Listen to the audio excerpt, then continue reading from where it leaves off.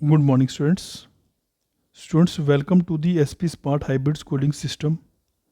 Students, as you know, we recently started our new program for those students who are preparing for CUET exam. Through this program, today I am going to discuss another important paper of accountancy which was conducted in 2022. So students, today I am going to discuss 2022 accountancy paper. जो बच्चे CUET के लिए अपने आप को prepare कर रहे हैं उनके लिए आज का ये वीडियो लेक्चर बड़ा इंपॉर्टेंट होगा, क्योंकि 2022 में जो CUET में अकाउंट्स का पेपर जो आया था बच्चे, वो आपके साथ मैं डिस्कस करूँगा। देखिए बच्चे, अब आपने पेपर सॉल्व कैसे करना होता है वो आपको समझा रहा हूँ, क्योंकि इसमें हमने पूरा सोल्यूशन लिखना होता है, शॉर्टकट्स यूज़ करने होते हैं। क्योंकि 45 मिनट्स मिलेंगे बच्चे हमें पेपर करने के लिए, तो हमें 40 क्वेश्चन अटैम्प्ट करने होते हैं आउट ऑफ 50। ठीक है, तो इसलिए शॉर्टकट्स यूज़ करने हैं। जो क्वेश्चन लगेगा डिफिकल्ट है उसको लीव करना है, फिर आगे हमने नेक्स्ट क्वेश्चन करते रहने हैं। फिर लास्ट में काउंट करने होते हैं कि हमारे 40 हो गए कि नहीं हो गए। जैसे फर्स्ट क्वेश्चन मुझे दिया हुआ है, as per the receipts and payment account for the year ended 31 March 2020 subscription received is 2,50,000। तो टोटल सब्सक्रिप्शन रिसीव हुई है जो 2,50,000 हुई है। ठीक है बच्चे, और सब्सक्रिप्शन आउटस्टैंडिंग दी है बिगिनिंग में, कितनी दी है, दैट इज़ 50,000। तो ये लेस हो जाती है, हमें पता है, इसको लेस कर देंगे। और सब्सक्रिप्शन रिसीव्ड इन एडवांस, और सब्सक्रिप्शन आपने एडवांस में रिसीव कर दी है बच्चे एंड ऑफ द ईयर में, तो ये भी लेस हो जाती है। तो बच्चे आंसर आएगा 1,70,000। तो अगर आपसे ये निकलता है वेल एंड गुड है, अगर नहीं निकलता फिर आगे चलते रहना है इसको। ठीक है, जैसे नेक्स्ट क्वेश्चन दिया मुझे, at the time of admission of new partner general reserve appearing in the old balance sheet transfer to, तो हमें पता है ओल्ड पार्टनर कैपिटल अकाउंट होता है। फिर नेक्स्ट दिया मैच दी फॉलोइंग। अब मैच दी फॉलोइंग में बच्चे आपको सिंपल सारा मैच नहीं करना होता, सिर्फ 1-2 पॉइंट मैच करने होते हैं। अगर 1-2 पॉइंट मैच कर गए तो ऑटोमेटिकली सारा ही मैच कर जाएगा। अब आप बोलो सर 1-2 पॉइंट कैसे? जैसे सपोज करो मैं टर्नओवर देख लेता हूँ। ठीक है, टर्नओवर में आपको कौन सा पॉइंट लग रहा होगा इसमें? तो बच्चा टर्नओवर में आ गया पीरियड। तो इररिडेमेबल डिबेंचर्स ऐसे डिबेंचर्स होते हैं जो लाइफ टाइम रिडीम नहीं होते, तो इसका मतलब ए वाला जो होगा वो सेकंड से मैच करता होगा। तो यहाँ देखो ए वाला सेकंड में कौन कौन सा है, ये तो नहीं है, इसका मतलब ये ऑप्शन नहीं होगा, ये भी नहीं है, इसका मतलब ये ऑप्शन नहीं होगा, ये कर रहा है, ये हो सकता है, ये भी नहीं है। तो मुझे एक मैच करने से आंसर पता चल गया कि इसका सी पार्ट आंसर है। ठीक है बच्चे, तो हमें सारा मैच करने की जरूरत नहीं पड़ती, 1-2 मैच करोगे आपको ऑटोमेटिकली पता चल जाएगा कि आंसर्स क्या होंगे। जैसे देखिए बच्चे next, on the retirement of partner the retiring partner capital account will be credited with, जो पार्टनर रिटायर होता है तो रिटायरिंग पार्टनर कैपिटल अकाउंट किससे क्रेडिट करते हैं? तो बच्चा हमें पता ही है, his her share of goodwill, तो ये हमें पता था। नेक्स्ट देखिए बच्चे, journal entry to be pass unrecorded assets for preparing revaluation account, तो हम क्या करते थे, assets account DR to revaluation account, तो बच्चे बी पार्ट इसका आंसर होगा। तो बहुत ईजी क्वेश्चन है। जैसे ये दिया मुझे, तो मेजर हेड्स दिए हुए हैं, सब हेड्स दिए हुए हैं, तो कहाँ कहाँ पे ये फॉल करेंगे हमने वो देखना होता है। ठीक है बच्चे, तो देखिए जैसे फर्स्ट वाले पॉइंट को मैच करता हूँ मैं, फिक्स एसेट जो होते हैं नॉन करंट इन्वेस्टमेंट में आते हैं। तो देखते हैं थर्ड वाला पार्ट कौन सा है, सर बी वाला थर्ड वाला है, इसमें नहीं है, इसमें नहीं है, इसमें नहीं है, ए का जो थर्ड है वो बी वाला पार्ट है, इसका मतलब 20 का आंसर हुआ होगा। तो बाकी मुझे मैच करने की जरूरत नहीं पड़ी, तो टाइम वेस्ट नहीं करना होता, नेक्स्ट पे हमने मूव करना होता है। नेक्स्ट देखिए बच्चे, ऐसे मुझे लिस्ट 1 दी है, लिस्ट 2 दिया हुआ है, मैच करने के लिए बोला गया हुआ है। ठीक है बच्चे, marketable securities sir cash equivalent होता है। ठीक है, मतलब कैश इक्विवेलेंट जो होता है मार्केटेबल सिक्योरिटीज़ के बराबर होता है, तो उसका मतलब फर्स्ट का जो 3 होगा वो आंसर होगा। तो फर्स्ट के 3 तो सर 3 है, इसका मतलब ये ऑड वन आउट, ये बाहर हो गया, इसको देखने की जरूरत नहीं है। अब बी वाला मैच करते हैं। ठीक है बच्चे, तो देखिए बी का फाइनेंशियल एक्टिविटीज़, तो फाइनेंशियल एक्टिविटीज़ में हमारा क्या आता होगा, dividend received on share held on investment, investment करने पर, ठीक है, जो डिविडेंड रिसीव होता है तो वो बच्चे फाइनेंसिंग में नहीं आता, सॉरी ये फाइनेंसिंग नहीं होता, ये इन्वेस्टिंग होता है। तो यहाँ से मैच कर लेते हैं, इन्वेस्टिंग एक्टिविटीज़ ये वाला हो गया, dividend received on shares held on investment, इसका मतलब ए वाला थर्ड और डी वाला फोर्थ, तो ए वाला थर्ड, डी वाला फोर्थ। बच्चे ये इसका आंसर होगा। ठीक है, तो एक दो ही मैच करने से हमारा आंसर आ जाता है इसमें, तो इसका बी पार्ट आंसर हुआ होगा। नेक्स्ट देखिए, at the time of retirement of partner the remaining gaining partner should be compensated. तो बच्चे देखिए एट्थ, तो जो रिमेनिंग पार्टनर होते हैं किसको कंपनसेट करते हैं, सेक्रीफाइसिंग पार्टनर्स को, तो डी पार्ट होगा इसका आंसर। 9 देखिए बच्चे, if partner retire in the middle of the year his her share of profit from the date of last balance sheet till the date of retirement will be transfer to. तो बच्चा हमें पता होता है कि ये किस में ट्रांसफर करते हैं, सर उसके सस्पेंस अकाउंट में ट्रांसफर करते हैं, प्रॉफिट लॉस सस्पेंस अकाउंट में ट्रांसफर करते हैं। तो बच्चे इसका बी पार्ट आंसर होगा, profit and loss suspense account. Next देखिए, if debentures are converted into equities it is an. बच्चे डिबेंचर्स अगर इक्विटी में कन्वर्ट हो जाते हैं तो नो कैश फ्लो होता है, कोई कैश फ्लो नहीं करता। तो 10th का बी पार्ट आंसर हुआ होगा। फिर अगेन बच्चे मैच आ गया, तो मैच में हमने एक दो पॉइंट से पता चल जाएगा कि क्या आंसर है क्या नहीं है। ठीक है बच्चे, जैसे देखिए फर्स्ट का देखता हूँ, ये बोल रहा है कि जब पार्टशिप डीड नहीं होती है तो इंटरेस्ट ऑन लोन सर 6%। तो ए का 3 पार्ट कहाँ कहाँ पर है, ये है, इन दोनों में से एक हो सकता है। अब सेकंड चेक करता हूँ, इंटरेस्ट ऑन ड्राइंग, तो हमें पता है कि इंटरेस्ट ऑन ड्राइंग चार्ज नहीं होता, विल नॉट चार्ज। ठीक है बच्चे, तो इसका मतलब सेकंड का बी का सेकंड जहाँ पे होगा वो ठीक होगा, तो बी का सेकंड यहाँ पे आ रहा है, तो बच्चे ये आंसर हुआ होगा, ये वाला आंसर नहीं हुआ होगा। तो मेरे को दो ही मैच करने से आंसर पता चल गया। नेक्स्ट देखिए बच्चे, मुझे करेक्ट सीक्वेंस बतानी है। बच्चे करेक्ट सीक्वेंस भी सिंपल, आपको पहला पॉइंट पता होना चाहिए, बाकी सीक्वेंस आप अपने आप निकाल लोगे क्योंकि इसमें इतना टाइम नहीं वेस्ट करना होता। ठीक है बच्चे, जैसे मुझे पता है कि सबसे पहला काम जो होता है इनवाइट करना होता है एप्लीकेशंस के लिए। ठीक है, तो ये मुझे पता चल गया कि बी वाला जहाँ पे होगा फर्स्ट वही आंसर होगा, तो बी वाला फर्स्ट सी पार्ट में है, तो इसका मतलब करेक्ट सीक्वेंसेस की ये हुई होगी। ठीक है बच्चे, अब देखिए फिर से बोलता है कि मुझे करेक्ट सीक्वेंस बताओ क्वेश्चन नंबर 13 में। ठीक है बच्चे, अब करेक्ट सीक्वेंस में मुझे अगेन ये पता होगा कि अगर फर्स्ट पॉइंट पता चल गया बाकी ऑटोमेटिकली अपने आप पता चल जाएंगे। ठीक है बच्चे, जैसे इशू कैपिटल सब्सक्राइब और फुली पेड अप, ये बोला बैलेंस शीट में बताओ जी किस तरह से नोट्स प्रिपेयर होते हैं। ठीक है, करेक्ट सीक्वेंस बतानी है। तो बच्चे सबसे पहले एथोराइज कैपिटल होती है, तो डी वाला पार्ट यहाँ पे होगा वो ठीक हुआ होगा, तो डी वाला बी में है, तो बच्चे ये वाला आंसर हुआ होगा इसका 13th का। 14th क्वेश्चन पे आते हैं। 14th में बोल रहा है कि करेक्ट सीक्वेंस बताओ to find out the profit after tax while preparing comparative income statement. तो बच्चे देखिए सबसे पहले हम क्या करते हैं, सर रेवेन्यू फ्रॉम ऑपरेशन लेते हैं, मतलब टोटल रेवेन्यू लेते हैं। ठीक है, total revenue by adding other incomes to revenue from operation. इसका मतलब बी वाला पार्ट यहाँ पे होगा सर वो ठीक हुआ होगा। सर बी वाले तो दो जगह पे हैं, इसका मतलब मुझे पता चल गया ये देखने की ज़रूरत ही नहीं है, ये दोनों गलत होंगे। अब इन दोनों में से एक सही होगा। ठीक है बच्चे, अब सेकंड हमारा क्या काम होता है, सर सेकंड हमारा काम होता है एक्सपेंस लेस करते हैं हम, तो ए मतलब कि बी ए वाली सीक्वेंस होगी, बी ये नहीं हो सकती। अब ये बची है, यही इसका आंसर होगा। ठीक है, अब 15th क्वेश्चन पे आता हूँ।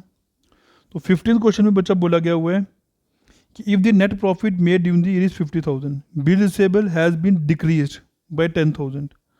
तो बताओ मुझे ऑपरेटिंग एक्टिविटीज़ में कितना हुआ होगा। तो बच्चे करंट ऐसे डिक्रीज कर जाते हैं तो ऐड करते हैं, इसका मतलब इसमें ऐड कर देंगे 60,000 आंसर हुआ होगा, तो बच्चे आसानी से निकल गया इसका।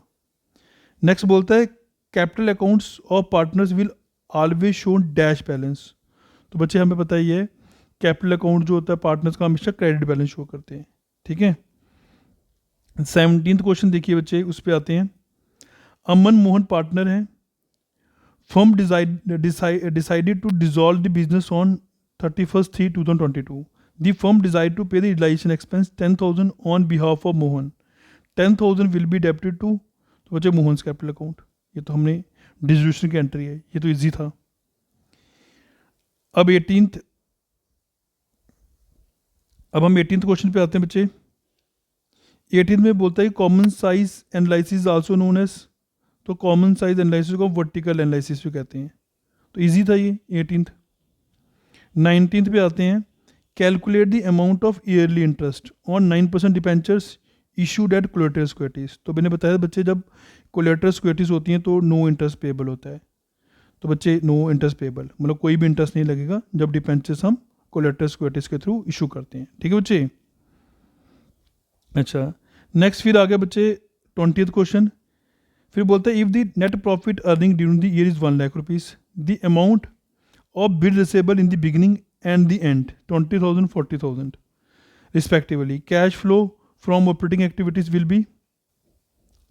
इसका मतलब बच्चे 1 लाख रुपीज़ मुझे दिया हुआ है, बिल रिसेबेबल इंक्रीज हो गए हुए हैं। कितने इंक्रीज हुए सर 20,000। तो बढ़ेंगे तो क्या करेंगे बच्चे लेस कर देंगे। तो 20,000 लेस करेंगे तो 80,000 इसका आंसर होगा बच्चे। ये आंसर आया होगा इसका। तो जो क्वेश्चन आपको टफ लगता है उसको लीव करके आप आगे आगे मूव कर सकते हो। इतना नहीं है कि सभी करने हैं, हमें 40 करने होते हैं तो 10 हम लीव कर सकते हैं।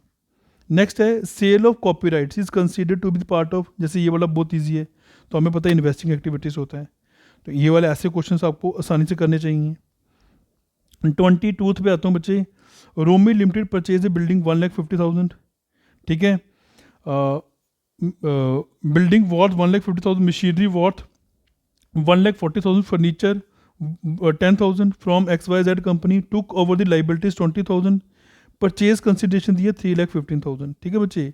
तो मुझे पूछा गया हो if they paid the purchase consideration by issuing debentures of 100 each of 5%। इसका बाद 3,15,000 रुपये जो परचेज कंसिडरेशन थी और इसने इसके बदले में डिपेंचर इशू किए हुए हैं। तो पूछा गया हो कितने डिपेंचर इशू किए गए होंगे। तो डिवाइडेड बाई 1/105 कर देंगे क्योंकि 100 + 5। तो बच्चे ये 3,000 आता है, जिसका 3,000 आंसर हुआ होगा। नेक्स्ट मुझे पूछा गया होगा बच्चे 23rd question. Security premium reserve can be utilize. Security premium reserve कहाँ कहाँ यूटिलाइज कर सकते हैं बच्चे। मुझे पता है कि अब इतने बड़े आंसर्स हैं, इसमें से पहले मुझको मेन ढूंढना है कि जो हमने क्लास में डिस्कस भी किया होगा बड़ी बार कि सिक्योरिटी प्रीमियम रिजर्व कहाँ कहाँ यूटिलाइज होता है। जैसे बच्चे इसलिए यूटिलाइज कर सकते हो, डी पार्ट जो है डी वाला में यूटिलाइज किया जा सकता है इसको कि for premium paid on redemption of debentures और प्रेफरेंस शेयर्स। इसका मतलब जहाँ पे डी हुआ होगा वो ठीक हुआ होगा। ये दोनों में डी है, इसमें नहीं है, तो इन दोनों में से एक आंसर होगा। सर आप कैसे चेक करते हैं। फिर बच्चे हम राइट ऑफ करते हैं expenses of issue of debentures, वो भी हुआ होगा।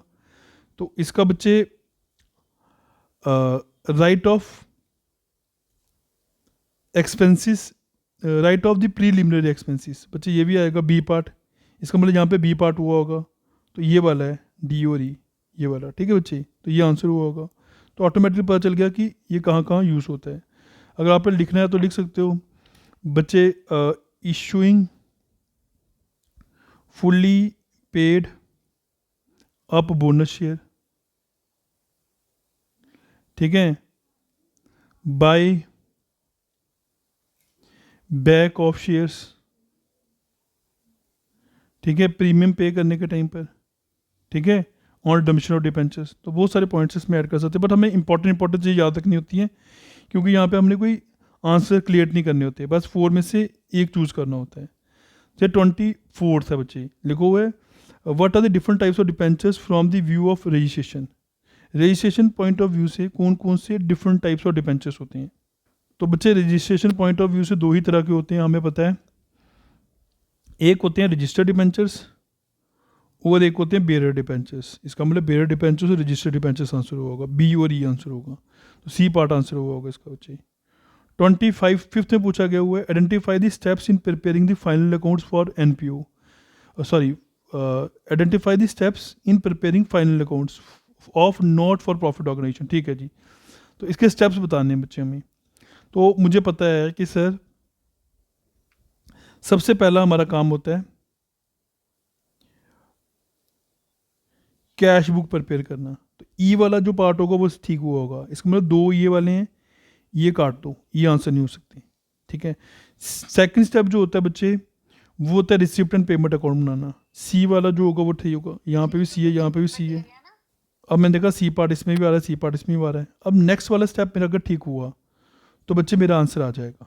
ठीक है, क्योंकि इसमें बी है, इसमें ई है। अब मुझे देखना पड़ेगा कि नेक्स्ट स्टेप क्या होता है। नेक्स्ट स्टेप होता है इनकम एंड एक्सपेंडिचर प्रिपेयर करना, बी वाला। तो इसका मतलब बी यहाँ पे आ रहा है, इसका मतलब ये आंसर होगा, ये आंसर नहीं है। तो बच्चे इसमें से हम ऑड वन आउट करके भी निकाल सकते हैं कि जो नहीं हो सकता बिल्कुल उसको बाहर कर दो। जैसे अगला मुझे बोलो मैच करना है, तो बच्चे सिंपल है कि ये इनफ्लो है कि आउटफ्लो है, वो पूछ रहे हैं। सेल ऑफ फिक्स एसेट्स, तो बच्चे सेल ऑफ फिक्स एसेट जो होता है बच्चे इनफ्लो होता है। तो यहाँ पे ए का सेकंड पार्ट हुआ होगा वो ठीक हुआ होगा, तो ए के सेकंड पार्ट 3 जगह पे है, ये बाहर कर दो इसको। अब 3 में से एक चूज़ करना आसान हो गया। ठीक है बच्चे। अब जैसे बोलता है परचेज ऑफ गुडविल, तो ये बच्चे आउटफ्लो ऑफ इन्वेस्टिंग एक्टिविटीज़ हुआ होगा, तो उसको बी का जो सी पार्ट होगा वो आंसर होगा। तो बी का सी पार्ट यहाँ पे है, यहाँ नहीं है, यहाँ नहीं है, इसका मतलब ये वाला आंसर हुआ होगा बी पार्ट। 26 का जो होगा बी पार्ट आंसर हुआ होगा। और 27 क्वेश्चन पे आते हैं बच्चे, identify the limitation of financial statement. Financial statements की मुझे लिमिटेशन बतानी है। तो बच्चे ये बेस्ड होता है, ये पता हमें, जिसमें ए हुआ होगा वो हुआ होगा, ये नहीं उसका ये नहीं उसका, इन दोनों में से एक होगा। ठीक है बच्चे। अच्छा, नेक्स्ट एग्रीगेट इन्फॉर्मेशन, ये भी होता है, तो यहाँ पे सी भी लास्ट से पता चलेगा बच्चे एक पॉइंट से। बच्चे इसमें एक चीज़ याद रखनी है, इंटरम रिपोर्ट्स भी जो होती है वो उसकी लिमिटेशंस होती हैं। तो यहाँ पे डी पार्ट हुआ होगा वो होगा, तो बच्चे बी पार्ट इसका आंसर हुआ होगा। तो अगर कोई मुश्किल लगेगा आपको लीव भी कर सकते हो। 28 में आ सकता है, what are the different types of liquidity ratios. Liquidity ratios कौन कौन सी तरह की होती हैं बच्चे? करंट रेशियो होगी, एसिड टेस्ट रेशियो होगी।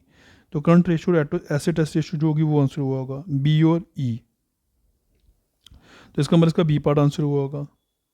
29 पे आते हैं बच्चे, identify the components of equity. 29 पे, ठीक है, इक्विटी के कंपोनेंट्स बताने बच्चे। रिजर्व कैपिटल होती है, रिजर्व एंड सरप्लस होता है, sir money receive against share warrant ये भी होता है। इसका मतलब डी और ए यहाँ पे होगा वो हुआ होगा, डी और ए यहाँ पे आता होगा बच्चे। डी यहाँ पे भी आ रहा है, यहाँ पे भी आ रहा है, डी और ए, बाकी किसी में डी और ए नहीं आ रहा, तो ये आंसर हुआ होगा। तो आसानी से हम इसको निकाल सकते हैं बच्चे, इतना मुश्किल नहीं होता है। जैसे को identify the correct sequence of the current assets in the companies balance sheet. तो करेक्ट सीक्वेंस बतानी है बच्चे। सबसे पहले कैश एंड कैश इक्विवेलेंट होता है, बी पार्ट, यहाँ पे पहले बी पार्ट हुआ होगा वो हुआ होगा। तो बच्चे सबसे पहला कैश एंड कैश इक्विवेलेंट आता है, तो सी वाला इसका आंसर है। तो आसानी से निकल गया, मुझे पूरा क्वेश्चन निकालने की जरूरत नहीं पड़ी, क्योंकि पूरा निकालना नहीं, हमने टाइम थोड़ी वेस्ट करना है वहाँ पे। 45 मिनट्स होंगे हमारे पास। जैसे 31st क्वेश्चन है, when the debentures are issued at premium with the term of redeem them at par, the amount of premium received at the time of issue will be. तो मैंने बताया जब कंपनी फेस वैल्यू पे issue करती है, तो जब redeem करती है तो सिक्योरिटी प्रीमियम रिजर्व अकाउंट को क्रेडिट करती है। तो मुझे डी पार्ट इसका आंसर हुआ होगा 31 का। 32 पे आते हैं बच्चे, while preparing common size balance sheet each item of balance sheet is express as dash as percentage of. तो हमने निकाला था टोटल एसेट्स और टोटल लाइबिलिटीज़, तो टोटल एसेट्स और टोटल लाइबिलिटीज़ ये कॉमन साइज बैलेंस शीट में आपने किया हुआ है। 33 क्वेश्चन पे आते हैं, it is a amount paid to the person who is not regular employee of the institution. जो रेगुलर एम्प्लॉय नहीं होता इंस्टीट्यूशन का, तो उसके लिए कौन सी अमाउंट पे होती है बच्चे? ये ऑर्डिनरी में होता है। ठीक है बच्चे, रेगुलर एम्प्लॉयज़ को नहीं मिलता ये। तो इसका मतलब 33 क्वेश्चन जो होगा उसका बी पार्ट आंसर हुआ होगा। नेक्स्ट, ये बच्चे याद रखना, ये एनपीयू का क्वेश्चन है। ठीक है, एनपीयू में कुछ क्वेश्चन डायरेक्ट भी आ जाते हैं। 34th पे आ जाओ बच्चे, when the amount total amount withdrawal is given but the date of withdrawal is not given, then the interest on drawing should be period of. तो बच्चा हमें पता है 6 मंथ होता है। तो बहुत सारे क्वेश्चन ऐसे भी होते हैं जो बिल्कुल ईजी दिए होते हैं। जैसे 35 दिया हुआ है, at the time of admission of partner if goodwill exist in the books it will be writing off among to old partners in old old profit sharing ratio. तो डी पार्ट आंसर होगा 35 का। ठीक है बच्चे, अब हमें रानी 36 देखिए, रानी संध्या Kangana partner दी हैं, ये ओल्ड रेशियो दी है बच्चे। संध्या एंड कंगना की फ्यूचर मतलब ये आपको न्यू रेशियो दी हुई है। तो मुझे बोला गया हुआ कि गेनिंग रेशियो निकालो। तो बच्चे हमें पता ही है न्यू रेशियो में से ओल्ड रेशियो माइनस करूँगा तो आंसर आ जाएगा। तो बच्चे इसका हमें जब न्यू रेशियो में से ओल्ड रेशियो माइनस करेंगे तो बच्चे 21:11 आंसर आएगा। ठीक है, तो विद इन 2 सेकेंड्स में ये भी सॉल्व हो जाएगा अगर हम क्विकली सॉल्व करेंगे। तो 37th में आते हैं, what are the internal control design to do. Internal control जो होते हैं किस लिए होते हैं बच्चे? ओनली सेफ गार्ड एसेट्स, सिर्फ एसेट्स को सेफ गार्ड करने के लिए किए गए होते हैं। ठीक है बच्चे, क्योंकि इंटरनल कंट्रोल हो गए या कंपनी पॉलिसीज होगी, ये खाली प्रोटेक्ट करती है और एसेट्स को सेफ गार्ड करती है। ठीक है जी, या कंपनी के डाटा उसको सेफ गार्ड करती है। तो इसका answer only safeguards assets आएगा। देखिए नेक्स्ट पूछा, how many blanks worksheets are shown in new workbook is created. तो बच्चे याद रखना 3 ब्लैंक वर्कशीट्स आती हैं। ठीक है बच्चे, वर्कशीट 1, वर्कशीट 2 और वर्कशीट 3। ठीक है, तो ये क्वेश्चन हो गया। नेक्स्ट पूछता है कि which of the following argument in financial function represent the total number of payments. तो बच्चे याद रखना NPER जो होता है ना, इसका आंसर NPER है। Basically NPER in Excel is one of the financial function in Excel. ये फाइनेंशियल फंक्शन है इसका एक्सेल का। बेसिकली इसका मतलब होता है नंबर ऑफ पीरियड्स। ठीक है, तो इसमें हमारा आंसर आएगा NPER। ठीक है, it can represent the total number of periods for the loan और इन्वेस्टमेंट। 40th क्वेश्चन पे आता हूँ बच्चे। तो बच्चे 40th क्वेश्चन फिर से बताता हूँ। The total number of fields applied to the database table means. तो बच्चे जो डाटाबेस टेबल्स होते हैं, ठीक है, उसमें जो फील्ड वर्ड यूज़ किया गया वो यहाँ पे, ठीक है, ये वर्टिकल कॉलम को रिप्रेजेंट करता है। ठीक है जी, इसका आंसर होगा वर्टिकल कॉलम।